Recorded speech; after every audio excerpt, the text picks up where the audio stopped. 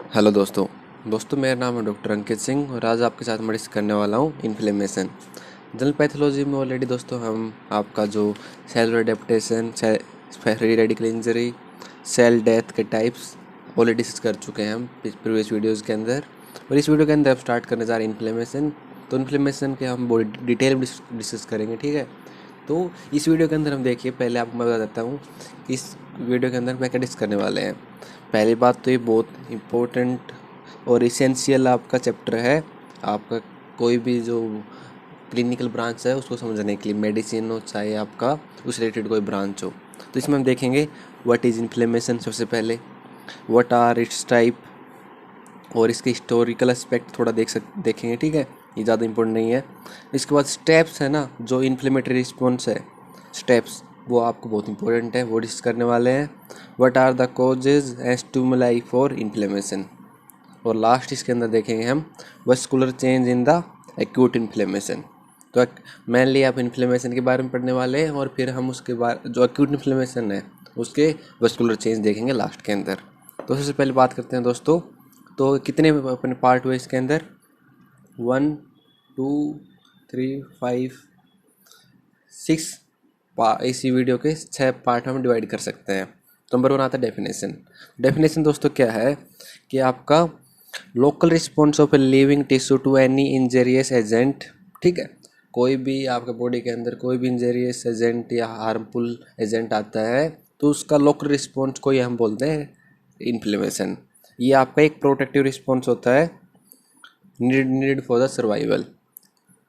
Number 1 जैसे आपका battlefield आपका साइट ऑफ इन्फ्लेमेशन होता है, एनिमी आपका इंजरियस एजेंट होता है, डिफेंस मतलब जो डिफेंस होता है वो आपका बॉडी के अंदर ल्यूकोसाइट्स होती हैं, एंटीबॉडी होती हैं, कॉम्प्लीमेंट सिस्टम होते हैं, ठीक है। तो इस तरह से आप इसको समझ सकते हैं सिंपल तरीके से। और आपका can cause tissue damage by itself. Normally क्या है कि जब आपका इसके साथ डिफेंस करेगा ना, आपका ल्यूकोसाइट और ये हुआ, तो आपका जो सराउंडिंग टिश्यू हैं वो भी आपके जो खुद के सराउंडिंग टिश्यू हैं वो भी आपके थोड़े डैमेज होते हैं, ठीक है। तो इसके बाद हम बात करें दोस्तों टाइप ऑफ इन्फ्लेमेशन की। आपके मेनली 2 टाइप की इन्फ्लेमेशन होती हैं, एक आपका एक्यूट होती है, एक आपका क्रोनिक होती है। एक्यूट और क्रोनिक को आपको टेबल के फॉर्म में हम इसको डिफ्रेंशिएट करते हैं। तो एक्यूट क्या है, ऑनसेट रैपिड होता है। एक्यूट का नाम ही, आप एक्यूट नाम से पता चल रहा है कि इसका ऑनसेट हमेशा रैपिड होगा, रैपिड इन मिनट और आवर्स। क्रोनिक इन्फ्लेमेशन आपका स्लो होती है और डेज टाइम लगता है डेज में। और जो इसके अंदर जो मेन सेल होती हैं दोस्तों, जो आपका इसके अंदर पार्टिसिपेट करती हैं वो होती हैं पॉलीमॉर्फोन्यूक्लियर ल्यूकोसाइट। कौन सी एग्जांपल, न्यूट्रोफिल्स। तो मेन जो सेल होती है दोस्तों इसके अंदर एक्यूट इन्फ्लेमेशन के अंदर वो दोस्तों होती है न्यूट्रोफिल। लेकिन क्रोनिक के अंदर आपका मेन जो सेल होती है जो आपका क्रोनिक इन्फ्लेमेशन में पार्टिसिपेट करती है वो होती है लिम्फोसाइट्स। लिम्फोसाइट, मोनोसाइट, मैक्रोफेजेस, ठीक है। ये आपके सेल हैं जो आपकी क्रोनिक इन्फ्लेमेशन में आपको देखने को मिलेंगी। टिश्यू इंजरी आपका इसके अंदर एक्यूट के अंदर देखिए माइल्ड रहता है, सेल्फ लिमिटेड रहता है। लेकिन जो क्रोनिक इन्फ्लेमेशन मतलब बहुत टाइम से आपका इन्फ्लेमेशन चल रहा है तो वो आपका टिश्यू इंजरी उसके अंदर सीवियर होती है और प्रोग्रेसिव होती है। और आपका साइन लोकल और सिस्टेमिक, तो local systemic sign acute inflammation के अंदर बहुत ज़्यादा मिलते हैं, प्रोमिनेंट मिलते हैं, क्योंकि ये अभी जस्ट स्टार्ट हुआ है और आपका ये थोड़े बहुत टाइम से हो रहा है। तो बॉडी के जो साइन है वो थोड़े कम होते हैं और लेस प्रोमिनेंट आपको साइन देखने को मिलते हैं, ठीक है। तो ये वो आपका तीसरा जो था व्हाट आर इस टाइप। इसके बाद दोस्तों हम बात करते हैं इसके कुछ हिस्टोरिकल एस्पेक्ट की। तीसरा पार्ट था ना अपना हिस्टोरिकल एस्पेक्ट। तो वर्ड आपका जो ये इन्फ्लेमेशन कहाँ से आया है, ये आया है इन्फ्लेमेर से, मतलब इसका होता है to set on a fire.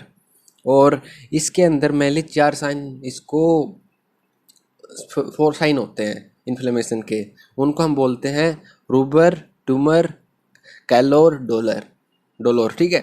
मतलब रूबर मतलब होता है आपका रेडनेस, ट्यूमर मतलब स्वेलिंग, आपका कलोर मतलब हीट और डोलोर मतलब पेन।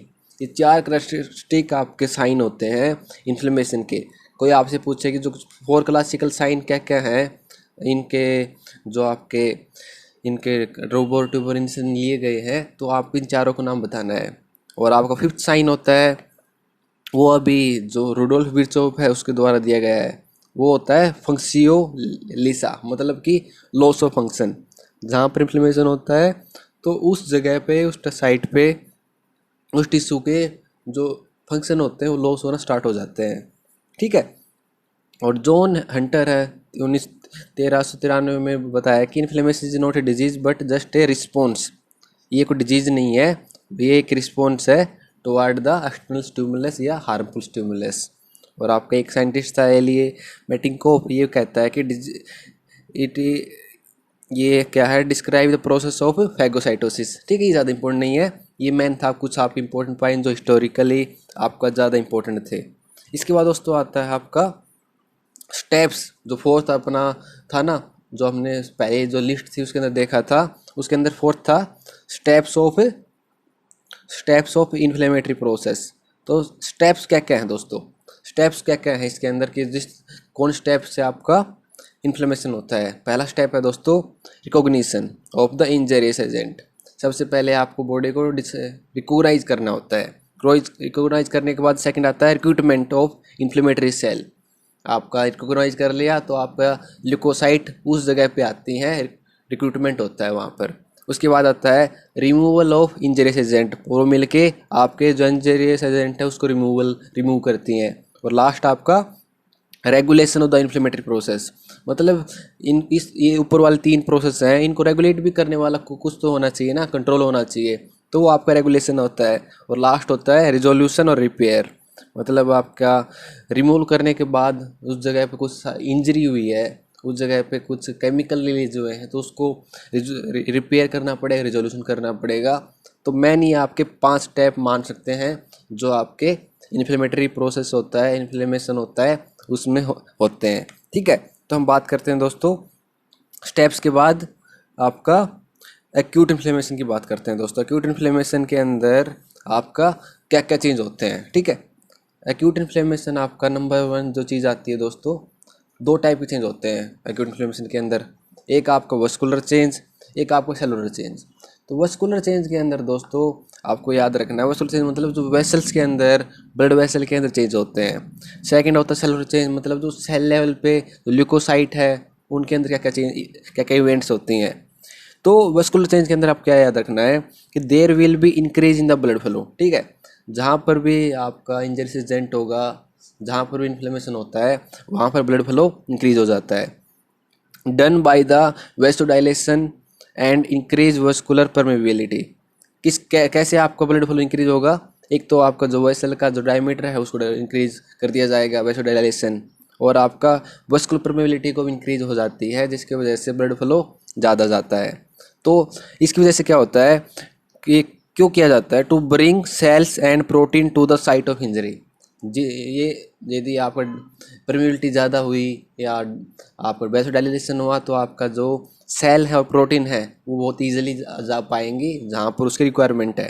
ठीक है, तो इन जितनी भी चेंज है इनको हम 2 पार्ट में, 2 स्टेप्स के अंदर बोल सकते हैं। नंबर 1 स्टेप है change in the vascular flow and calibre, मतलब आपका वस्कुलर फ्लो है ना उसके अंदर चेंज होता है। सेकंड होता है इंक्रीज वस्कुलर परमेबिलिटी, पहले आपका वस्कुलर फ्लो चेंज होगा, फिर आपका वस्कुलर परमेबिलिटी चेंज होगा। परमेबिलिटी मतलब सेल्स के आर पार जाने की क्षमता। ठीक है, मतलब सेल्स से कौन से बाकी चीज़ें आसानी से जा रही हैं, मतलब परमेबिलिटी ज़्यादा होगी, मतलब चीज़ें आपका जब ब्लड वेसल के अक्रॉस बहुत आसानी से ट्रांसफ़र कर पा रही हैं, क्रॉस कर पा रही हैं, तो उसको वस्कुलर परमेबिलिटी बोलते हैं। ठीक है, तो ये आपका 2 टाइम में हम चेंज कर सकते हैं। सेलुलर चेंज क्या होते हैं, देखिए ये तो हमने अभी ग्रोसली देख रहे हैं, हम इसको हम डिटेल के अंदर भी डिस्कस करने वाले हैं कि यार कैसे आपके स्टेप होते हैं। तो सेलुलर इवेंट की बात करते हैं सबसे पहले। वस्कुलर चेंज के बाद सेलुलर इवेंट क्या होता है कि आपका ल्यूकोसाइट को आना होता है साइट ऑफ इन्फ्लेमेशन पे, तो उसको रिक्रूटमेंट ऑफ ल्यूकोसाइट।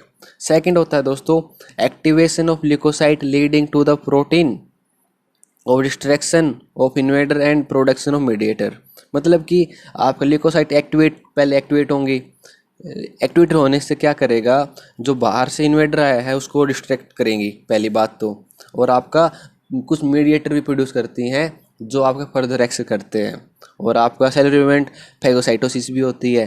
तो ये आपके मेन है 3 इवेंट होते हैं जो सेलुलर लेवल पे होती हैं। इनको हम डिटेल के अंदर डिस्कस करेंगे कि हाँ फैगोसाइटोसिस कैसे होती है, रिक्रूटमेंट कैसे होता है, एक्टिवेशन कैसे होता है, ठीक है। लेकिन ये आपका ग्रोसली जो चेंज होते हैं एक्यूट इन्फ्लेमेशन के अंदर वो हैं।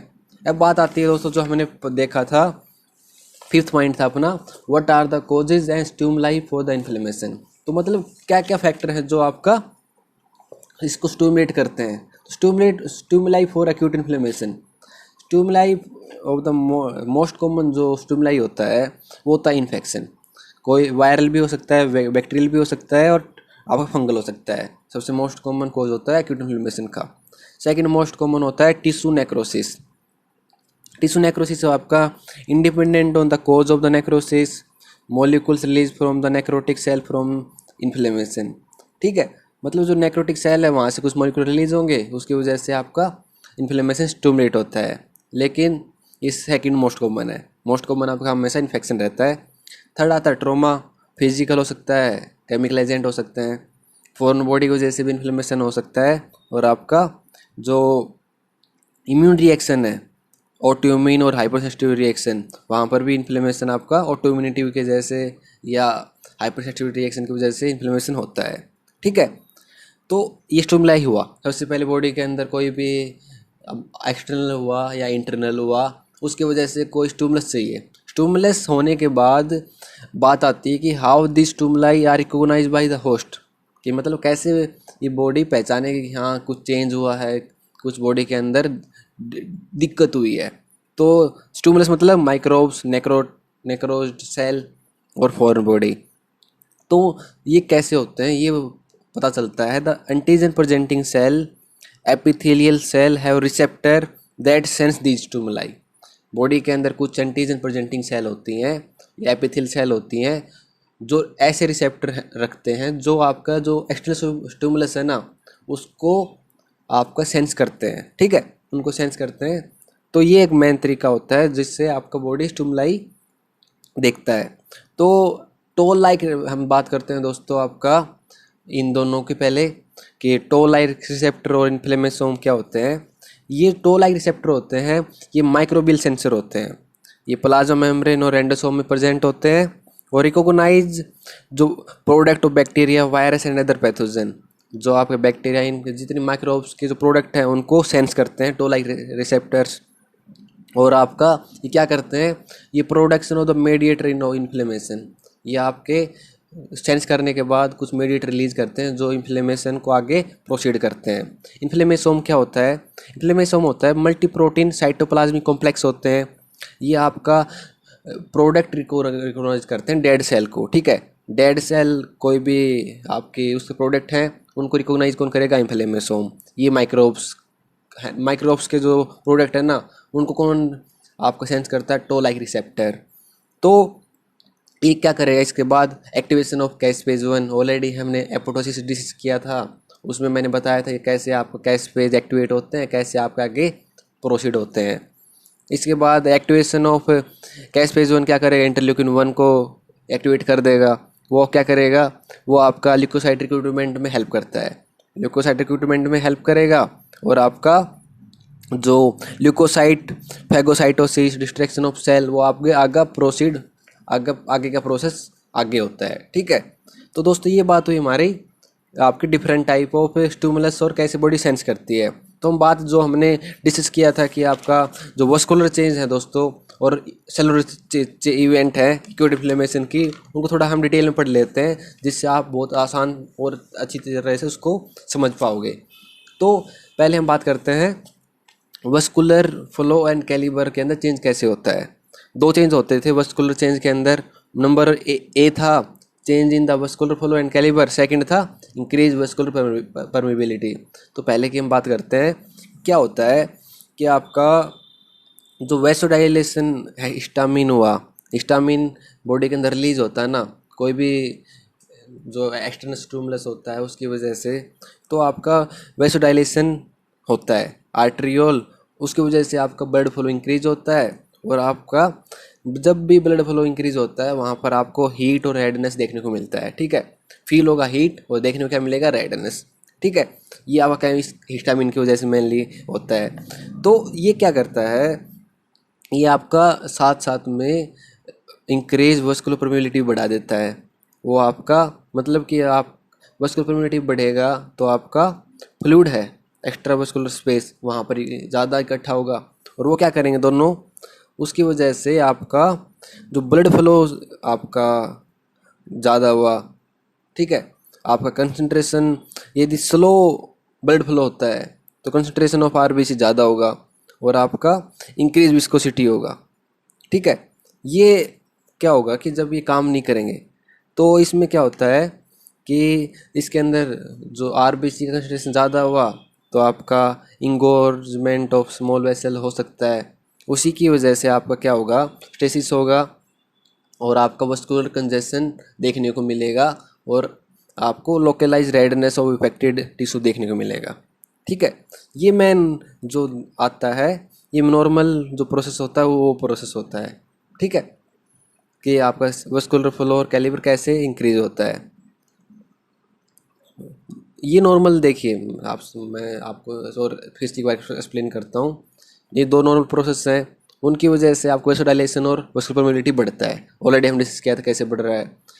लेकिन जो सेल के अंदर आपका ब्लड फ्लो स्लो क्यों हो जाएगा, क्योंकि आपका जो फ्लूइड है, एक्स्ट्रा वेस्कुलर स्पेस, वहाँ पर चला जाएगा ना फ्लूइड, और आपका इसके अंदर कंसंट्रेशन ऑफ आरपीसी वेसल के अंदर ज़्यादा रहेगा तो आपको विस्कोसिटी इंक्रीज होगी।